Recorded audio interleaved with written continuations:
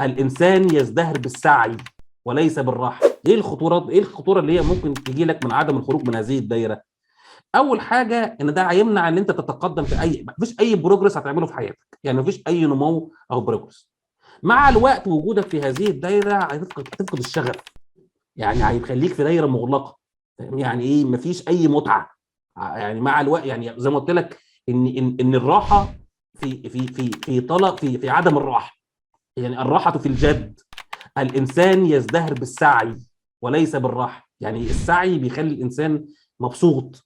فهيخليك، دي بقى خطوره الحته بتاعت الايه، الكومفورت زون. ادي واحد. اتنين، ايه تاني؟ ان هو هيخليك تفقد فرص كتيره.